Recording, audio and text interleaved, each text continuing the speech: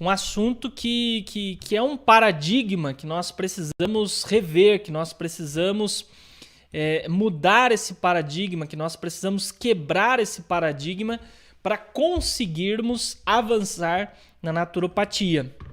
Então é algo muito consistente, claro, na naturopatia, uma das bases, um dos princípios da medicina natural, mas você precisa estar preparado a abrir a sua mente para isso, tá?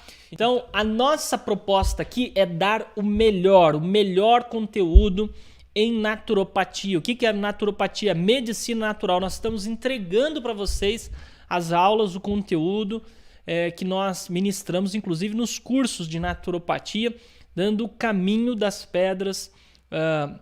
Tem gente que fala assim, o pulo do gato, né? Os segredos para você fazer o tratamento que resolve, que funciona. Tem muitas pessoas que muitas vezes pegam, inclusive receitas do nosso canal, né? Pega uma receitinha, como aconteceu com uma interagente aí. Uma interagente, ela pegou uma receitinha, fez tratamento e falou, doutor, não resolveu. Tem vários casos, muitos casos também, que a pessoa já com um tipo de tratamento, com uma receita natural, já resolve. Por exemplo, o detox alemão para sinusite, que é fantástico, né? Que é poderoso, porque ele é um tratamento intensivo mesmo. Mas, por quê? Que para muitas pessoas, uma receita natural, um tratamento não resolve. Porque um remédio natural, não é tratamento que eu queria falar, uma receita natural, um remédio natural não resolve. Muitas vezes porque a pessoa está tratando sintomas, não investigou a causa, e é o que nós vamos falar aqui hoje, tá? E também porque a pessoa não fez um tratamento completo. Então a gente vai explicar isso hoje, a importância de tratar a causa e não os sintomas. A naturopatia tem esse foco, tem essa visão, tratar a causa. Não adianta você ficar querendo apagar um incêndio com paliativo com gasolina, né? Com gasolina, com óleo queimado. Não. Vamos tratar na causa do problema de forma efetiva, tá?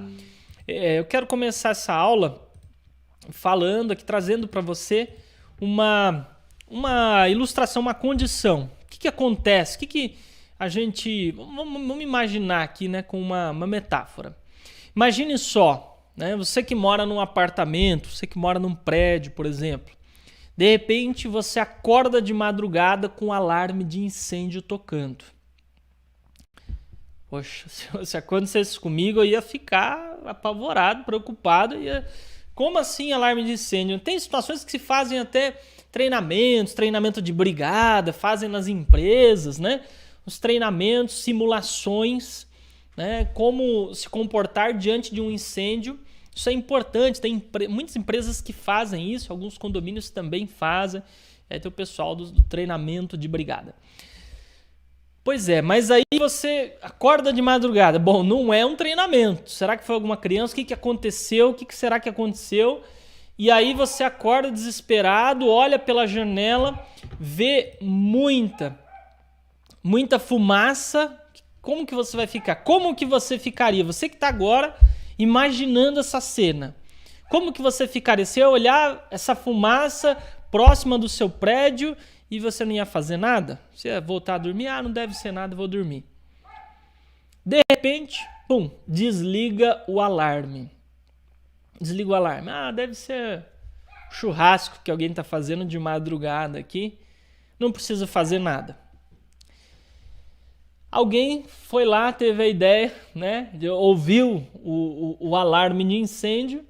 Vamos dizer o síndico, né, que tem o acesso. Ouviu o alarme de incêndio, percebeu a fumaça, mas ele estava muito cansado, ele não estava a fim de resolver essa situação, foi lá, desligou o alarme e voltou a dormir enquanto o incêndio continuava. Era um incêndio de verdade. Gente, isso é loucura, né? Se alguém fizesse isso, se alguém fizer isso, estará passível de sanções judiciais, de ser processado, se a pessoa sobreviver, né? Dependendo da situação. É um crime, isso é um crime, é um atentado à vida, uma negligência muito grande. É o que a gente faz com a saúde. É o que nós fazemos com o nosso corpo. Né? Você não vê ninguém fazendo uma insanidade dessa numa situação de emergência, de um incêndio, né? de um local pegando fogo, mas nós fazemos isso com o nosso corpo constantemente. Eu digo nós assim generalizando, né? As pessoas em geral, elas fazem isso constantemente. Por quê? Quais são os alarmes do nosso corpo? Trazendo essa referência para nós. Vamos imaginar que o nosso corpo seja o prédio. Né? Os ossos são a estrutura do nosso corpo. Quais são os alarmes do nosso corpo? Já estou dando a dica aqui que não existe só um alarme. Mas quais são os possíveis alarmes que nós temos? Me fala aí. O que pode ser um alarme que despertou no seu corpo hoje, essa semana, esse mês? E muitas vezes nós estamos desligando esses alarmes. Me fala. Fala aí. Sintomas, eles são o alarme do nosso corpo. O alarme do nosso corpo. Tem pessoas que não sentem dores. É um quadro onde a pessoa ela perde a sensibilidade. Eu não sou especialista em doença, em patologia, né? Nossa especialidade é saúde, é naturopatia. Mas tem a síndrome de Riley-Day, tá? É uma doença que afeta o sistema nervoso, prejudica os neurônios sensoriais e a pessoa não sente dor. Não tem estímulo externo, não perde o tato, pressão, temperatura. E aí a gente pensa assim, poxa, você que está sofrendo com dor, aí, com fibromialgia, dores na coluna, eu já vi que tiveram pessoas aqui comentando, né, que tiveram quadros de dores.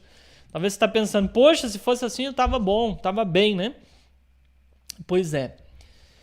É um problema muito sério não sentir dor. Porque a pessoa pode se queimar, né?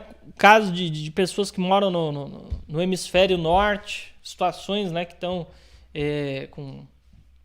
com neve, temperatura abaixo de zero, a pessoa se queima no gelo, a pessoa sofre com hipotermia, pode ter uma gangrena, ela pode sofrer um corte, morrer por uma hemorragia, por não ter a percepção. Então, todos os sintomas, os sinais de alerta que o nosso corpo dá são importantíssimos para nós estarmos atentos e cuidarmos da nossa saúde, para nós protegermos a integridade do nosso corpo. Se você vai lá, desliga o alarme, pronto. Aí você está fazendo como o síndico lá no incêndio do prédio. Você não está resolvendo o problema. Você está simplesmente abafando o caso. Isso é um crime, né, para o nosso corpo, para a nossa saúde. Mas é o que a maioria das pessoas fazem. Por exemplo, uma febre. A febre é um sintoma e também é um mecanismo de defesa do nosso corpo.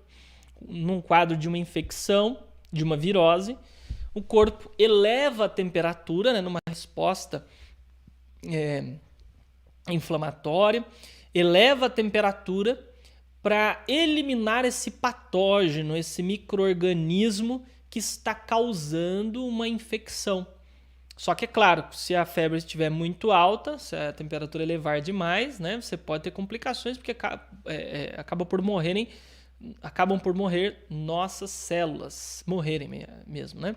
As nossas próprias células. Então você tem que controlar a febre. Mas o que as pessoas fazem, geralmente? Utilizam um antipirético, um antifebril. Eu estava gravando vídeo hoje, até estava usando isso daqui de ilustração, né? Mas o que as pessoas correm? Correm para onde? Para o comprimido.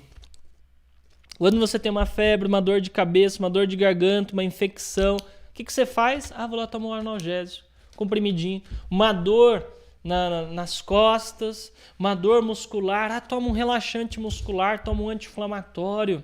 Vai na farmácia, tem gente que é acostumado, né? Nem vai no médico, vai na farmácia e pergunta pro farmacêutico. E aí entra a automedicação, que é um perigo, é um risco terrível. E você tá desligando o sintoma. Vem uma dor de cabeça e você vai lá usar o analgésico. Ela vem no outro dia, você vai lá usar o analgésico. Ela persiste por mais 20 dias, é o seu corpo dizendo: Felipe, acorda. Felipe, presta atenção. Felipe, você não tá faltando alguma coisa aqui. Você está prejudicando outra coisa aqui. Você está no caminho errado. Você tem que cuidar, dar uma atenção. Tô com um incêndio. Um incêndio, o que é muito comum? Incêndio nessa região aqui, ó, nessa região, na barriga, febre intestinal, febre digestiva. Por quê? Maus hábitos, mau estilo de vida, péssimo estilo de vida, né? E aí acaba por desenvolver febres intestinais.